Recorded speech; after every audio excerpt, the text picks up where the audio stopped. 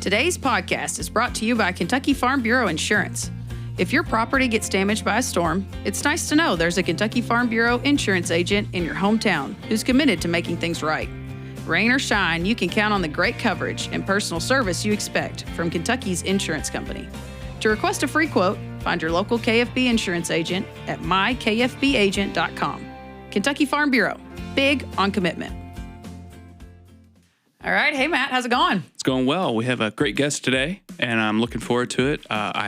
It's a topic I really like because of the time of year that we're at. So, You are a bit of a foodie. yes, aren't we all kind of? Yes. But this is my holiday. It's coming up. It is Thanksgiving, and for the turkey and the stuffing and the baked goods and the pumpkin pies and all the things. So You guys don't see us, of course, but there's a chance we could be waving banners. We are very pro give Thanksgiving its moment. yes. Let Santa wait. It'll be a minute. I'm all about the holidays. I'm about Christmas. I think it's great, but Thanksgiving's amazing. It's just a day you get together, you watch some football, you eat a lot, you feel bad about yourself for doing that, and you go to bed. And it's a good day, in my opinion. So I really like Thanksgiving. So we have a cool guest today to kind of talk about a main staple of a good Thanksgiving dinner. Yeah, she is super fun. We don't need a long opening because we have a ton of fun with her. You guys are going to love it. We will talk all things Thanksgiving and, of course, as always, quite a bit of farming. Yes. So I hope everybody likes this one. All right, so without further ado, I'm Renee Carrico. And I'm Matt Hilton. And this is Between the Rows.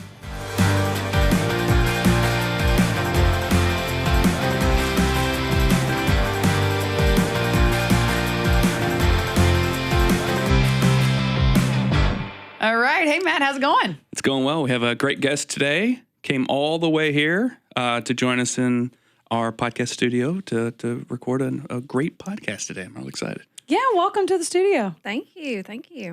Tell us about you. How did you get into farming? And you all do an interesting thing at your all's farm. We do. So my name is Jennifer Poole, and I hail from Lewisport, Kentucky. And we are a turkey farm. Well, we're very diversified. We have lots of different things, but I guess what we're known most for is our turkeys. We have 6 grow-out turkey barns, and we have just under 10,000 tom turkeys. And on top of that, which, that's day to day, and on top of that, we have about 180 or so mama cows, cow calves, fall calving that we manage, and then corn, beans, and hay, about like everybody else around there. So You sound super bored. yeah, super busy, super bored. And then on top of that, we have 4 children that are all into activities and lots of things. So very, very busy. How did you get into farming? How did I get into farming? I forgot to answer. So my husband, Wes, was the farmer first, so to speak. We are first generation. He worked on a farm. We met in high school. So he was a senior. I was a freshman. And he was in this super cool program called FFA. And I was like, oh, I want to do that because he's in it, And so I got into that, fell in love with agriculture, went to school at Western to be an ag teacher, just absolutely loved it. And basically I say I've been following him around ever since. He can't get rid of me. So Did you end up teaching ag? I did not end up teaching ag. Whenever I came back, there was just no job opportunities in Owensboro, and obviously our farm was there. So I actually went to work at a corporation for 10 years before I left and came back to the farm. Excellent. How did the turkey thing happen? How did you guys get into that? So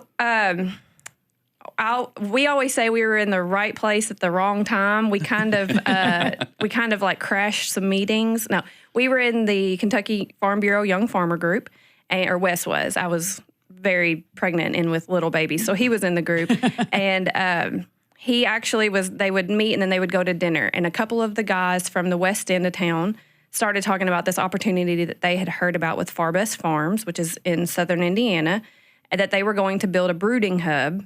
That's, where they hatch and then they grow them up for so long. They were going to build a brooding hub in McLean County, and they were looking for people that would be interested in growing. So we do not live in McLean County, but Wes was at, TGI Fridays with these guys.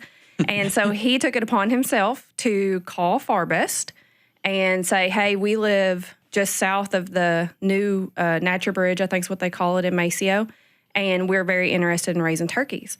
And so they were like, hey, that's great. We're looking for a new grower for our Southern Indiana hub. So we'll keep all the opportunities for the people in McLean County, and we'll just run you off our Southern Indiana hub. And so in 2017, we raised our last crop of tobacco, and we transitioned into turkeys. Wow. So no labor change up at all. You just switched one for the other then. Well, we got rid of a lot of labor because we had the H2As. We had 45 at So y'all did not keep that. We did not. It is just, so it has been everything from Wes and I to Wes and I plus 2. Wow. And so that's our crew. And so currently we are very fortunate in that we have a great crew and they're very, very knowledgeable. And we have Wes and I plus 3 full-time and then 2 part-time old guys that run parts and run specific equipment, that sort of thing. But it is just the 4 of us, 5 of us. Wow.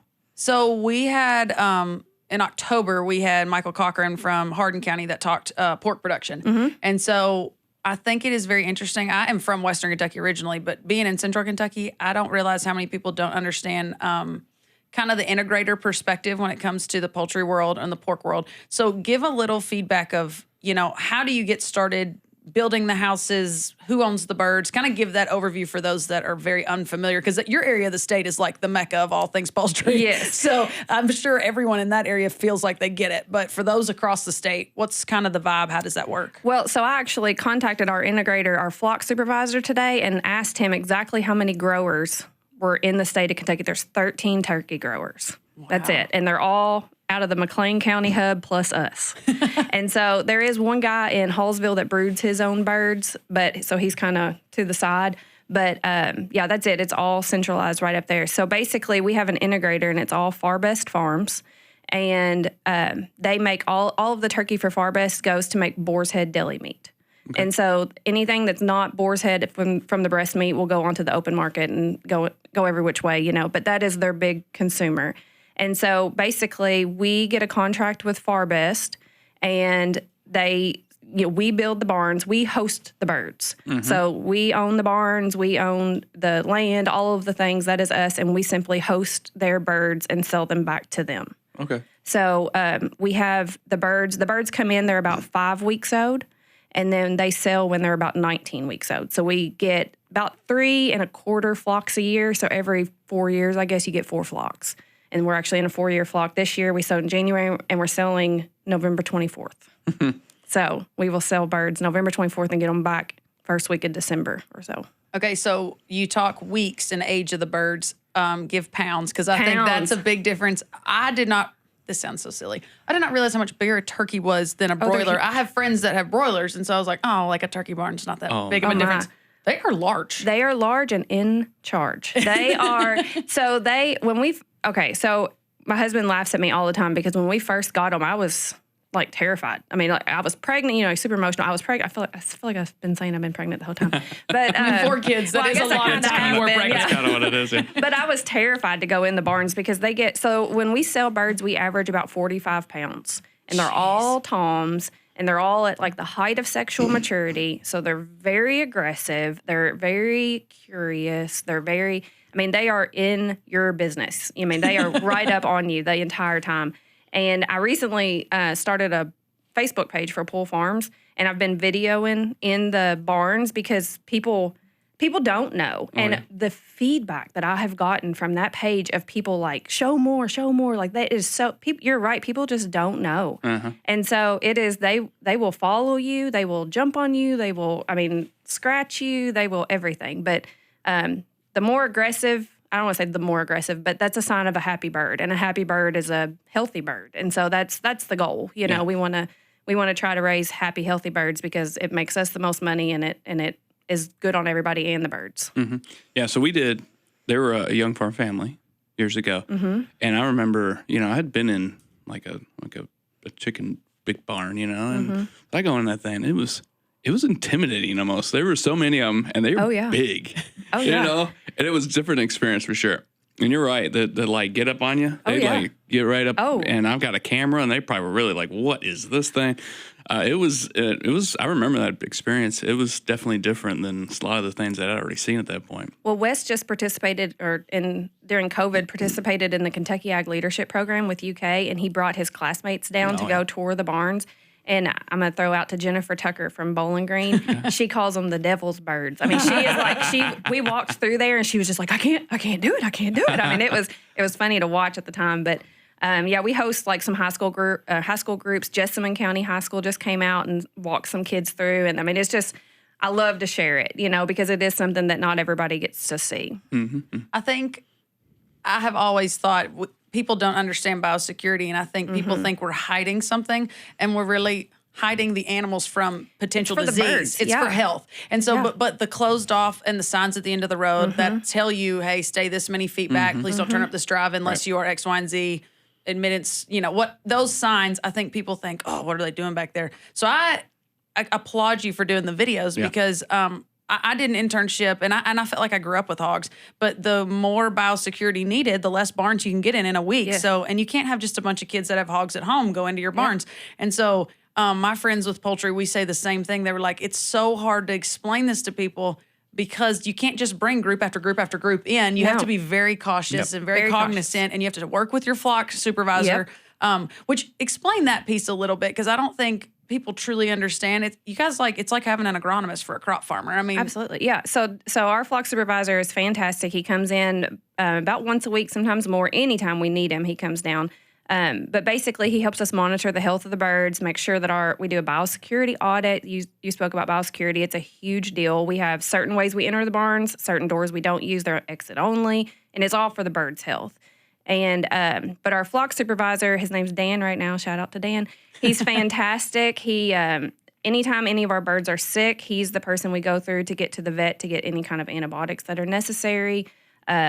He helps us take fat samples. He's shown me how to dress the bird to see if there's like health issues around their heart and things like that. Like he has taught us so much to be able to troubleshoot our own issues and basically just always be able to take the best care of the birds as possible. Mm-hmm. And when you started, was it just one barn, and how much has that grown? And so we did 3 barns at a time. Okay. And so whenever you build as a grow out barns, which is what we are, you do 3 at a time. And because that's basically one brooder barn fills 3 grow out barns. Okay. And so that's the way that they prefer to do it. Whenever we get our turkeys, they come in on semis, and it'll be about 2 to 2.5 semis per barn. So we'll run through. We have I skipped it. We built 3 barns and then 3 barns. 3 barns in 2013 and 3 barns in 2017. And so when we get our birds, we'll go through 12 to 18 semis a day and get the birds. And then whenever they leave, it's about 30 plus semis at night. And it's an absolute show at night. They have all the stadium lightings and the fans and the semis, and it is just a very well-ran operation. So for those that don't know, how many turkeys are in a barn? Yep. Okay. So we have the barns are 50 by 600 mega barns. So they're taller. Y'all are megas. Yes. So they're taller.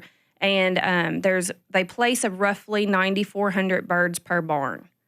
And so when we get turkeys, they're the size of a full-grown chicken. That's the best way I know to explain it to people. Yeah. They're little gnarly looking. You kind of be like, that's not a healthy chicken, but it's, they're littler.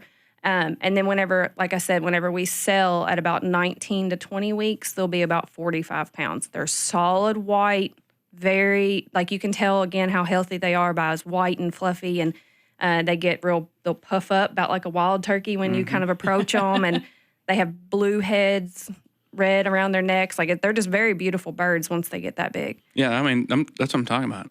I went in there. Yeah. And they were big. The other time. And I was like, oh, this is kind of, because the barn goes forever. Oh, yeah. And they all look at you. All at the same, I'm like, oh, no, they're going to get I tell people all the time, too, Matt is for a non-ag guy, he has been to so many farms because of the Young Farmer Program. I don't have any worry of him going in a pen of cattle, going around a horse. But so this is cracking me up that this caught you off guard because you're very go with the flow. Oh, yeah. And a house of turkeys is what got you. This is just very funny. I've stepped in stuff. I've done all the things doing this job. But I was like, well, it is oh. intimidating because you walk down, you've got, you got to go to one end or the other to get out if there's a issue, And so like you go, and it's difficult to walk when they're full size. Like it's, because we walk in every morning and check mortality, pick up anything that has died or any, assess any kind of issues or check the equipment, like all the things. We're in there twice a day at least. And then that's one of the benefits of living on the farm is we can go over there at any time that we need, feed alarms, anything like that. And our kids love going over there. So we're in and out of these barns with the appropriate biosecurity all the time. Right. But it can be kind of intimidating because if you, like, let's say one gets you, and you just instinct, you kind of swat at it, Oh boy, they let out a call and here comes their buddies. And I mean, they will pile on top of each other and come. I mean, it can be pretty intimidating. Yeah, I mean, I wear bibs. If they were all just a little smarter, they could take over. They could take over. No, I'm just kidding. No, but it was really neat. Like anytime I get that, you doing this job, you see the same things. It's always fun to bring like interns with us. A lot of our interns are city kids or something like that. Like I was when I first started at Farm Bureau. So that just to see that experience again, and I kind of had that when I went to your all's place. And I came back, I was like, oh, it was cool, man. They were huge and they're looking at you. And I just remember that day. And the BIOS, I had to like clean my camera and do all this stuff just to even walk in. Wear the boot covers. Covers, the whole thing. Yeah. But it was, I still remember that as one of those shoots that were really unique and different than a lot of the things I see on a regular basis. So I'm going to jump back because you said feed alarm, and I think this is a misconception for livestock versus crops. So we had somebody from Hudson Ag in August that was talking about, all the things coming. And you guys have that stuff in your row crop operation. And so we think ag tech a lot of times very much what's in the tractor, what's in the combine, what's on the spray rig. I have told so many people that dairy and poultry are probably two of the ones that I think have the most tech that people don't know about just because you don't get in there a lot. Poultry, you guys are farming from a phone a lot of times. I mean, it's incredible how much, like, I've been with my friends that have broilers, and they're like, one phone will ring, and she'll go ahead and hold hers to get ready to lock it because that means the alarm's coming. So talk to us about the amount of sensors, the amount of alarms, kind of the tech of these mega barns, and how much that helps you maintain good health for the birds. Oh, yeah. So we have, of course, I think there's six or eight temperature probes that hang down from the barns and measure the whole distance left to right. And humidity, we do have some new sensors in our feed hoppers so that if they don't have feed running by them for a period of time, then it'll send us an alarm, which for us tells us either something has come off and it's piling on the ground, worst case scenario, or the feed bin's empty. And so that's been very, very helpful. We monitor our water consumption. We monitor the anything in the environment, basically. And the fans, or the fans on the ventilation, all of the things.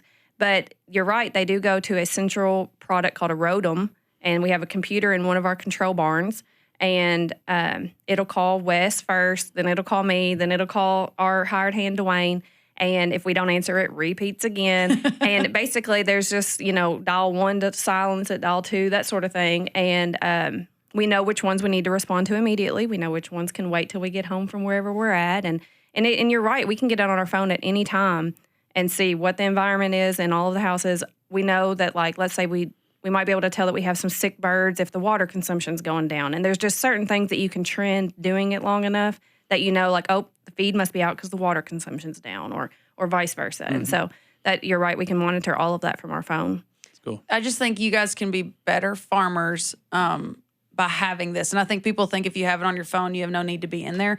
And it's kind of the opposite for poultry, in my opinion. Like, you guys are in the barn set times a day, but that phone gets you there faster when things are needed. So I think you guys become better animal husbandry, better farmers, because there's technology helping you know exact moments to be there. I mean, would you agree with that? Absolutely. I mean, there is no comparison for being in the barn. That is one thing that Wes and I both agree on, is that we are, one of the two of us, if not both of us, are in that barn every day. Or those barns. And it's just, you're right, like the ROTM might tell me that I have a feed alarm. So instead of me finding the feed alarm in the barn, and then I have to get out of the barn and I have to go get my supplies, and then I come back, that's one less entrance that I have to do. And I can come prepared with all of my tools or whatever I need to fix the problem, and it's more efficient. It's just, everything about it's better, but it definitely does not replace going into the barn. Mm-hmm. Mm-hmm. So talk about, like, your diversity. How's that, adding that to the diversity of what y'all do, economically, has it been, I mean, it's got to be a benefit, of course, Absolutely. The turkeys are the breadwinner on the farm. You know, I mean, the turkeys are by far the most profitable part of our farm operation. The diversity is, of course, your fallback, so to speak. Like you've got your hand in a lot of different buckets, and I don't feel like that's ever a bad thing. I feel like competition's really good, even if you're competing with yourself in different avenues of agriculture. But I was afraid I was hoping that you were going to ask me, like, why ag? Why do you like to do what you do? And my answer is the diversification, because I can't sit still and do the same thing every day, day in and day out. Mm-hmm. And so the diversification adds a layer of me being able to go out and, AI cows one day and then come back and walk the turkey barns and pick up mortality. Or if I'm, having one of those days that I really don't want to deal with people, like I'll go pick up turkeys. Like it's, like it just affords you that freedom to be able to go and do what you want to do. And then like you having to wear so many hats and be such a problem solver all the time, I think teaches you things that you'll never learn anywhere else. And so the diversification for me is everything. Like I love knowing that, Wes is out in the fields. My avenue with him that day is bringing him lunch. I'm going to the turkey barns and I've got to do X, Y, and Z, and then I need to go make sure the cows are fed or whatever my role might be that day. So for us, and economically, it's great to spread out your risk. I mean, as everybody would say, but it really is. It just kind of adds to the lifestyle for us, and it creates a lot of opportunity for our kids. I was going to ask why you like agriculture. Yeah, I was going to say the next. Just scratch it basically out. That. Yeah. Okay, well, I'm going to add one because I think this is fun. Well, two questions. First off, when you said you worked in industry for a while, I did. What brought you home? I was pregnant. Imagine that. No. So I just wasn't my calling anymore. So I worked in corporate. I worked in like corporate America for 10 years, worked my way up, loved it, learned a lot. It was everything I thought it was going to be for the rest of my life. And then I was pregnant with our third child. And I thought, man, like I'm using my skills. I'd rather use my skills to progress my livelihood, my home projects. And we were building the second set of turkey barns. And it was like, man, you kind of got to, I was doing a lot of things not well, and I needed to kind of refocus. And so it just made sense. And then since then, we've had a fourth child. And so it's even made more sense, Yeah. Okay. So my second part to that question, I always find it interesting. I think the farmer's wife, and there's nothing wrong with being a farmer's wife. I think that term is incredible anyway. But I know a lot of people, your generation, and we see this a lot in the young farmer videos, they're a partner. More so, they're an upfront partner more than maybe the past generation. I think that past generation was too, but they just push the farmer, the man, forward a lot of times, even though they were right there at the table, right there at the bank every time. We have really empowered the spouse now to be right there beside them. You are walking the barns, you are doing these things, you have your kids in there. But I always love the next question is, what do the kids like? You're diversified, and I always find it so interesting to ask. 4 kids. 4 kids. What do they all have a preference? Is it all the same? Is it totally different? Totally different. So Aubrey's my 14-year-old, and she could care less that we live on a farm, except that she loves to ride the 4-wheeler. She loves to like make money doing things. Like she'll walk the turkey barns. She'll do things like that to make money so she can go play, know. Hazel, my 11-year-old, she's the ag at heart. She's bound to be a vet one day. She loves anything, everything ag or animal, anything. She loves horses. She'll work the turkey barn. She'll work the cattle, everything. Yeah. OC, my only boy, he's 5, and he just eats, sleeps, and breathes it. If he could get in Wes's pocket, he would. I mean, he doesn't want to go to school. He doesn't want anything. Every year he's a farmer for Halloween. Like it's every year. And then AJ, my she's 3, so she just tags along and does everything. But I think for the most part, and I kind of joke about Aubrey, the oldest, I think that she will have more of she was kind of like I was at that age. I didn't think that I would ever be in production agriculture in the field, but I could see her having a role in some sort of like the accounting or something like that if she so chooses. But she definitely is not the kind to get her hands dirty as much as the other 3. And I know I've said it before. Matt's heard me say this before. I am middle of 5, and only 2 of us maybe are going to be directly in ag. And I tell people all the time, Matt's kids are a good example of this too. Sometimes the best advocates we have are the ones that are not in ag fields, but have a rural or an ag perspective. I know at least one of your kids, if not both, have gone to Eiffel.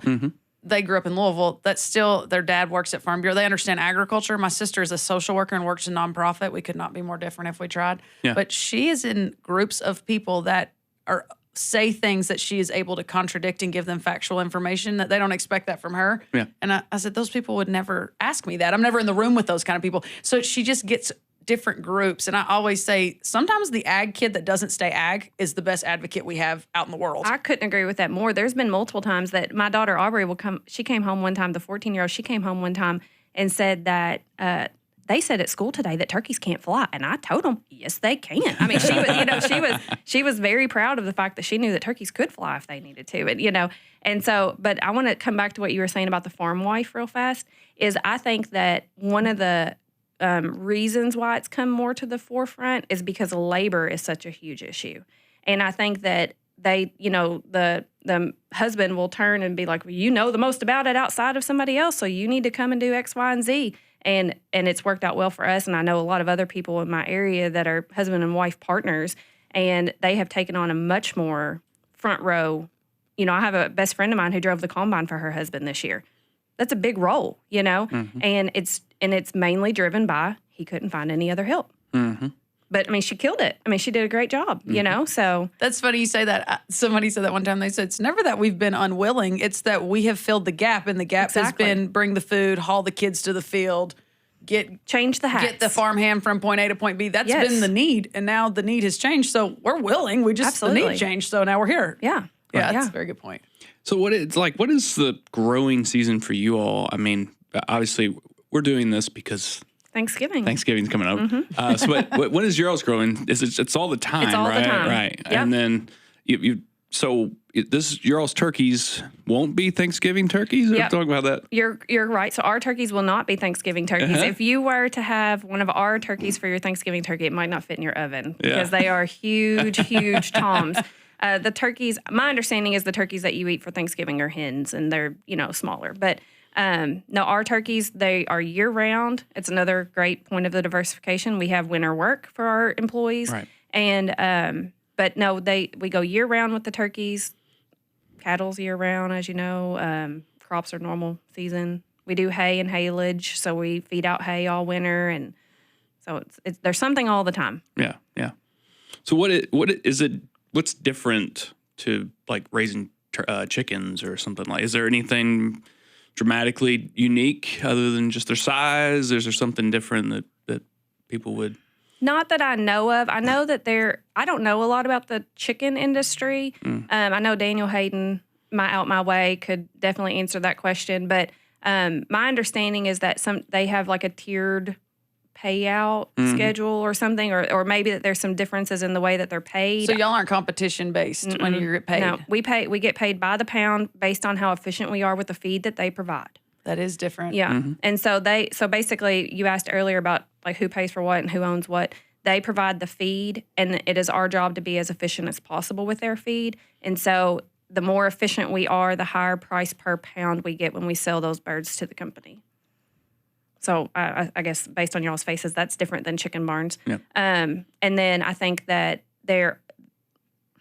I don't really know that there's any other differences other than just much bigger barns and bigger birds, less birds in the barns because they're bigger.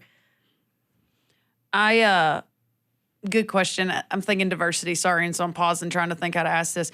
We did videos not long ago with a cattle finishing operation. And my favorite part about it was not the fact that, I'm a livestock girl at heart, so obviously I love seeing the fact that we can finish cattle and somebody's doing it well, and we were reusing a tobacco barn, which is like the most Kentucky, wonderful, full circle moment. But the part I loved is that he was adamant that when we leave the barn, I want to show you why this works hand in hand with our crops. And we were out there spreading manure. Yep. And speaking of an intern getting his feet wet, he had a pair of rubber boots for the first time and got to be out there filming a manure spreader.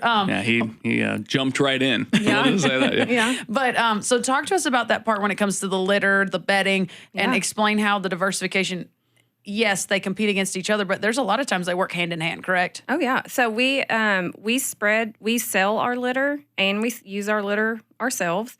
We've never had a problem getting rid of it. It's, very highly coveted product. It helps us on our bottom line, us being able to use it ourselves. Our landlords love it. It's great for the ground that we put it on. Everything's been fantastic. We get it tested, all the things.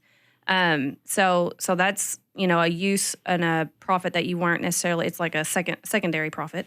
And then we spread the compost, obviously, of the birds that have died on our hay ground. But yeah, we sell that litter to other crop farmers, and everybody seems to really like it. All right, this is a really important question. Yeah. And we've talked about this. Favorite Thanksgiving food other than turkey? You can't say turkey. Well, we'll need to talk about this. This is what people are going to tune into. Yeah. So, I will back that up first of all and say, like, a lot of people ask me, "Do you still eat turkey?" Heck, yeah, I do. Turkey sandwiches every day. My husband will roll his eyes right now. That's what I eat every day for lunch is a turkey sandwich. Favorite Thanksgiving food? Probably, I'm going to call it stuffing.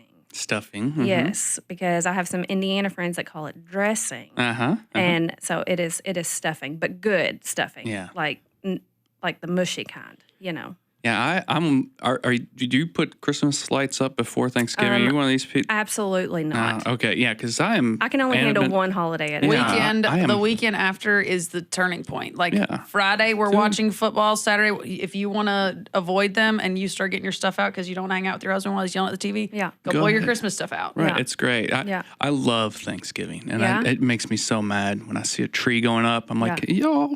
No, bypassing the best holiday. So Thanksgiving is mine. I have claimed Thanksgiving at my family. My grandma did Thanksgiving for as long as I could remember, and after she passed, I was like, it's mine. Like, I'm doing it. Like, it is. So every year it is on Thanksgiving at 4:00. Be there, be square. Like, it is. That is when it is. So that I agree with you. Thanksgiving is my It seems like y'all favorite. should host Thanksgiving. I mean, I'm just guessing. It makes sense, doesn't it? Someone's gonna host it. I would say you are the right ones. Yeah. Okay, you asked the question. What's yours? Yeah. So my son will love this. Aunt Janet's, which is I love that this happened. okay. This is great. Aunt Janet's green beans Okay. are. I don't know what this woman does to her green beans, but they are legit. Magic.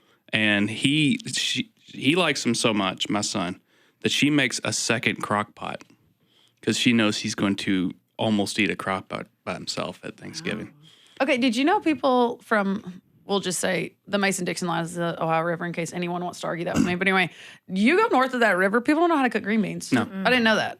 Yeah, We gave people country ham for a gift when we went to Michigan for a beef tour, and they were like, "What do you do with this?" And I was like, "You put it in a pot of green beans." They're like, "How do you guys make them?" And I was like, "You boil it, and then when you run out of water, you put more, and you keep boiling it." Yeah. Which is probably exactly what this lady does. I don't know what she does It's to incredible. them. They're amazing. And everything's good. Oh, yeah. Everything's good. But there's quite a helping of green And beans. they're not horrible for you. No, I feel like I'm generally it's like doing diet something food. good compared to everything else probably Yeah. on the plate. So Well, good about- job, because mine is 100% a dessert that we call a side. I am all about me some sweet potato casserole and marshmallows on top. But I don't like pecans. It's my least southern quality. So I don't want pecans in it. But I get my own little tray, yeah. marshmallows on top. I love a holiday where we get to call a dessert a side, and that is the one. And so that at least you guys are healthier than me. So I mean, Yeah. It's a side. I don't know. Stuffing's not really that healthy. yeah, maybe not. There's But it is so good Carb stuffing loading for the run next good day. stuffing. It's so good. You got to carb load. You got to eat that turkey and take a nap. This is what the holiday's about. So Well, we are running my family and my daughter's boyfriend's family are running a turkey trot Thanksgiving morning. Okay. So They're I'm gonna need allowed it. to have Yeah, they're stuffing gonna need it. after that. Yeah. So you are the family that runs on a holiday. There's like a whole meme about that. Oh, yeah. Don't marry the family that runs a 5K on a holiday. Yeah. You're the That's family. us. That's us. Yeah. Yeah. They're not even married yet and they're partaking. Oh, that's awesome. well, good. I agree with both of your olds. You didn't pick the wrong things. Those are good things. I didn't know I was coming here to get your approval, but I'm glad. Yeah, you got it. I'll bring in some Aunt Janet green beans someday, Yeah, and I feel you'll like- have to see what it's about. Yeah. Yeah. Okay, well, I hate to wrap. This has been fun. I love this, but I do want to talk. You said something about the Facebook page. Yeah. What is it? How do they look it up? I'd love for people to be able to follow along and share what Yep. you're doing. Absolutely. So it's very original. It's Poole Farms LLC. Awesome. On Facebook, yeah, or you can look up Jennifer Poole, and I share a lot of the things back and forth. So, but it was really important for us, like you said, everything behind closed doors. We were going to actually hire a new employee, and Wes was like, "We just, go out, put him on Indeed, we'll find him." Like, you need to get on Facebook, but you can't expect to hire somebody good and not show what we do. And Yeah. so we ended up just sharing things, and it just took off. Like, everybody just really loved it. So yeah, come see what we do and tell me what you'd like to see more of. Yeah. Excellent. Thank you for coming on up and having a chat with us today. Thank y'all. Yeah, this has been awesome. Yeah. All right. Well, thank you, Jennifer. And thank you, listeners. Be sure to subscribe to our larger podcast, The Kentucky Farm Life. And we will see you next time on Between the Rows.